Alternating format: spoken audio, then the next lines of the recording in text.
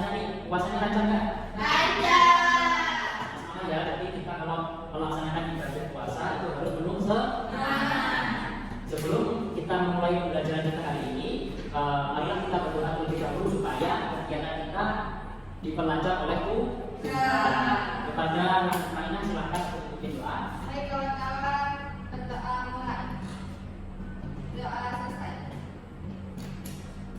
Nah, sebelum Bapak lanjutkan, Bapak akan mengabsen kira-kira anak-anak sekalian ya. Kita mulai. Bu Tanina, Ada Pak. Roma Kamelia, Ada Pak. Putri Wulandari, Ada Pak. Bismillahirrahmanirrahim. Iya. Kakaknya Fitri, Lima. anak-anaknya kelas kita pun tidak ini tidak. Iya Pak. Iya. Alhamdulillah. Nah, sebelum kita lanjut ke pembelajaran, Bapak mau kita menyanyikan lagu Indonesia Raya terlebih dahulu supaya di dalam diri kita ini terbentuk rasa cinta tanah air dan nasional. Bisa. Kepada namutannya silakan untuk memimpin. Baik Pak. Ayo kepada tiga. Hiduplah Indonesia Raya. Indonesia tanah airku, tanah tumpah darahku. Nah, Bapak lanjutkan ya. Jadi pembelajaran kita hari ini melanjutkan dari pembahasan kita yang kemarin. Nah, ada yang masih ingat? Kemarin kita belajar tentang apa? Ayo Pak. Pertama, Kembang jati diri dan kebinekaan. kembali jati diri dalam bineka. Nah, apa saja nih dalam kebinekaan itu atau dalam kata lain kebinekaan adalah keberagaman. Ada apa Pak? Agama, itu lagi. Suku, ayo, putri, bangsa, maya, apa? Ada istiadat, agama, ras. Jadi benar, dari yang disampaikan anak-anak itu memang benar. Jadi keberagaman di Indonesia ini sangat banyak. Ada mulai dari agama, suku, ras, ada istiadat, ada rumah adat, kemudian ada tari tradisional, sejarah tradisional. Nah, maka oleh sebab itu dari pembelajaran kemarin ada kaitannya dengan pembelajaran yang terbaru. Nah, pembelajaran yang terbaru ini kita akan mempelajari mengenai negaraku Indonesia. Topiknya yaitu makna NKRI dan karakteristik wilayah NKRI. Jadi, manfaat dari setelah kita mempelajari ini, kita akan mengetahui apa itu sih makna dari negara kesatuan Republik Indonesia yang kita tinggal sekarang ini. Jadi kita sekarang itu tinggal di NKRI. Nah, ada juga dibahas mengenai karakteristik wilayah NKRI.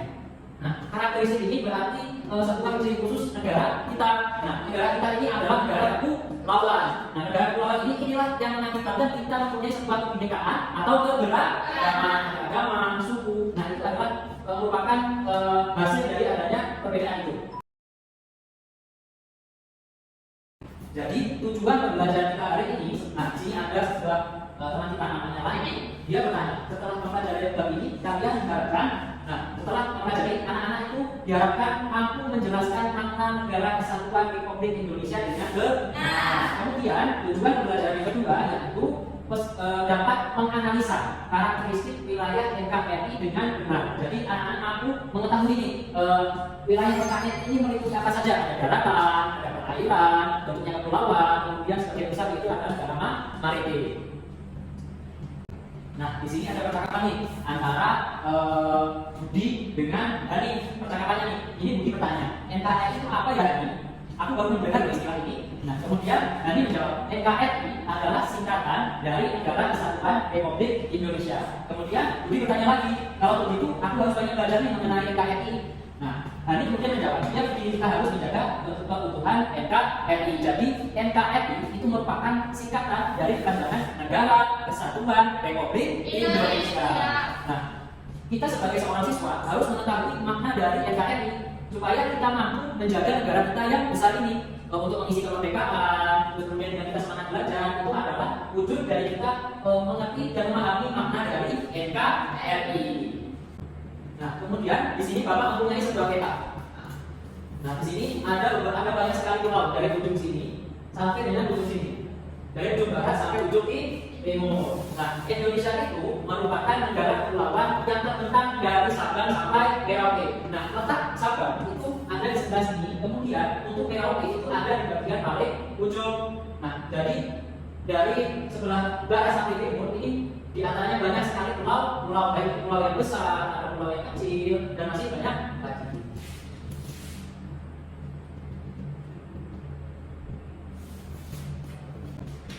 Nah, di sini dapat kita lihat ya anak pada pertanyaan ini. Jadi Indonesia ini mempunyai banyak sekali pulau. Ada pulau besar, kecil. Nah, pulau Indonesia ini berjumlah lebih dari 17.000 pulau. Dari 17.000 pulau itu ada 34 provinsi. Ada yang namanya provinsi Aceh, kemudian Sumatera Barat, Sumatera Utara, Sumatera Selatan, ada Kalimantan Tengah, Kalimantan Selatan, kemudian ada Jawa Tengah dan lain sebagainya.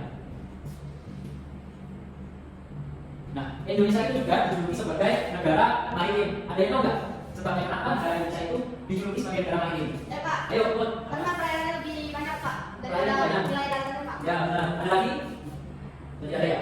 Nah, benar kata mata, Bud menanya. Jadi penyebab negara kita dijuluki sebagai negara maritim yaitu karena wilayahnya. Wilayah negara kita itu yang paling luas adalah perairan. Ada kontinennya. Perairan ini yang berwarna biru. Nah, contohnya ya, itu sangat luas sekali dibanding dengan daratan. Kemudian dari peta juga dapat terlihat bahwa negara kita ini berbentuk pulau. Dari daerah yang berbentuk pulau itu maka terdapat sebuah perbedaan. Nah, perbedaan itu menyebabkan sebuah keberagaman. Keberagaman itu meliputi yang pertama ada agama, kemudian suku, ras, budaya, kemudian juga daya alam. Nah, ilustrasinya dapat terlihat nih negara ini ada anak-anak dari suku Bali, kemudian suku Jawa, kemudian ada dari Papua, dari suku Sunda, kemudian dari Sumatera Barat, dari Sumatera Barat. Nah, anak-anak, jadi negara Kesatuan Republik Indonesia ini itu melahirkan melalui proses perjuangan yang sangat panjang. Jadi negara kita Indonesia ini dulunya pernah dijajah anak. Ada yang tahu nggak kita dulu pernah dijajah dengan negara mana saja? China, Jepang, ayo Rusia, Belanda dijajah oleh paling lama itu oleh negara Belanda selama 350 tahun atau 3,5 abad. Kalau yang Jepang itu tidak terlalu lama. Oleh sebab itu maka kita sebagai anak bangsa itu harus mempunyai rasa cinta tanah air yang lebih karena negara kita ini dilahirkan atau berdiri dari sebuah proses yang sangat panjang. Proses dari perjuangan para pahlawan yang berani gugur di medan perang untuk membela berdirinya negara kita. Kemudian di sini ada gambar Pak Soekarno. Bapak Soekarno ini sudah membaca teks proklamasi. Nah, kemerdekaan Indonesia ini dikerahkan pada tanggal 17 Agustus 1945 yang bertepatan di kediaman Insinyur Soekarno. Nah, kediamannya ini terletak di Jalan Kebangsaan Timur nomor 56. Nah, teks proklamasi ini dibacakan oleh Insinyur Soekarno dengan didampingi oleh Dr. Andes Muhammad Hatta pada pukul 10 pagi. Nah, kemudian setelah dibacakan teks proklamasi, dikibarkan bendera merah putih. Nah, dapat kita lihat di sebelah sini ada gambar bendera merah putih. Nah, kenapa gambarnya merah putih? Dia tahu? Jadi di zaman dulu itu kamera sudah ada, tapi untuk warna yang seperti kalian ada warna merah, ada putih, itu belum ada karena belum adanya pengembangan teknologi. Nah, jadi bendera merah putih ini dijalin langsung oleh istri dari Bapak Soekarno. Nama istrinya adalah Ibu Fatmawati. Kemudian dikibarkan oleh SK Trimurti dan Latif Dendra yang dibantu oleh suku. Jadi ada dua orang yang dikibarkan yang pertama ada SK Trimurti, kemudian yang kedua Latif Dendra. Kemudian yang terakhir itu Nah, setelah bendera merah putih ini dikibarkan dan lagu Indonesia Raya dikumandangkan, maka saatlah bangsa kita resmi menjadi negara Indonesia.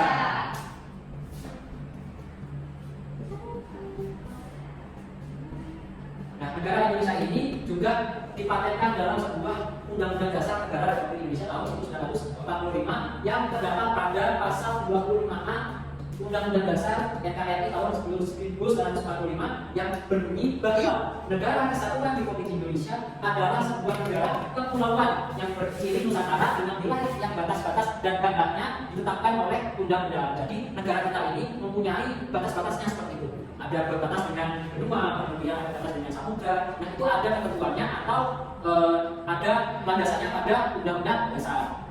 Dengan demikian, meskipun wilayah Indonesia ini terdiri atas dua pulau, tetapi semuanya terikat dalam satu kesatuan, yaitu Negara Kesatuan Republik Indonesia.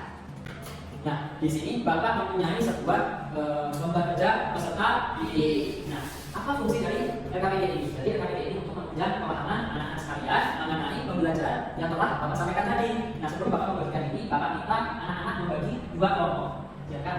Nah, disini kita sudah saja. Bisa.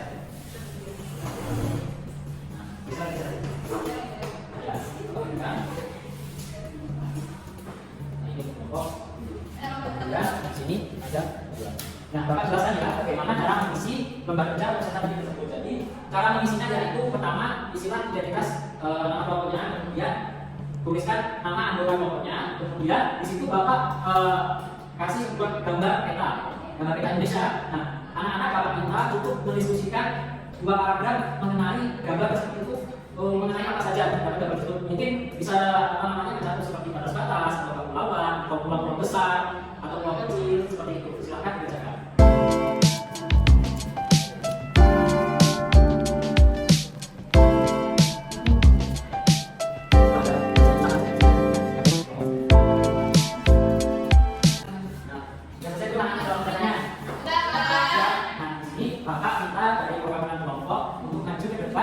Membacakan hasil dari diskusinya. Kenapa Bapak menyuruh anak-anak untuk membacakan hasil diskusinya ke depan supaya dapat melatih rasa percaya diri dalam diri kita. Nah, Bapak kita dari kelompok 1, siapa yang bersedia?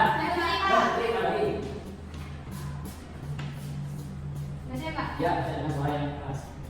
Jadi Indonesia merupakan negara kesatuan Republik Indonesia yang terdiri dari 34 provinsi. Indonesia terdiri dari pulau-pulau yang besar yaitu Sumatera, Jawa, Kalimantan, Papua, Sulawesi.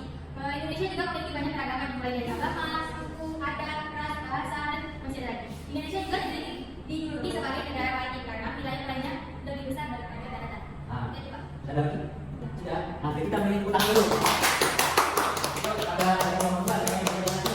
Karena ya, Jadi di sini teorinya Indonesia memiliki banyak kepulauan. Lalu Indonesia juga banyak sekali keanekaragaman seperti agama, budaya, adat istiadat, suku, dan ras. Indonesia memiliki kepulauan 70% dan 20% daratan.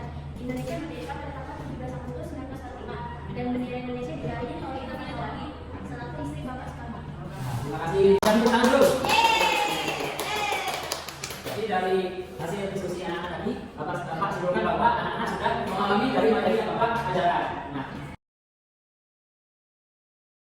kemudian Bapak akan memberikan soal evaluasi untuk mengetahui dari setiap pribadi anak-anak sekalian sudah paham betul belum mengenai materi yang Bapak ajarkan mengenai NKRI, makna NKRI dan karakteristik wilayah NKRI.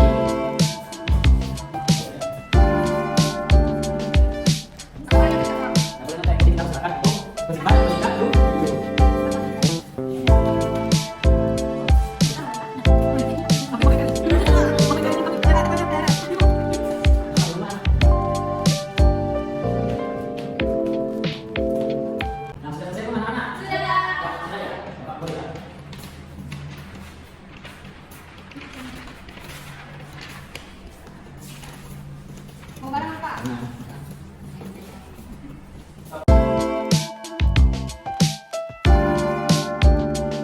Dari pembelajaran yang kita lakukan tadi, anak-anak masih ada yang belum paham dari materi yang kita sampaikan belum? Sudah. Benar. Benar.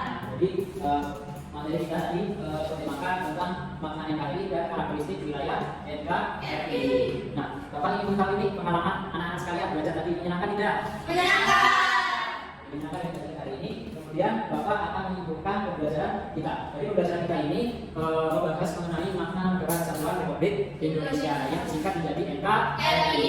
Kemudian wilayah negara Indonesia itu terbentuk dari banyak sekali kepulauan. Ada yang dari mulai pulau besar, kemudian pulau kecil. Wilayah Indonesia ini 70%-nya adalah wilayah apa?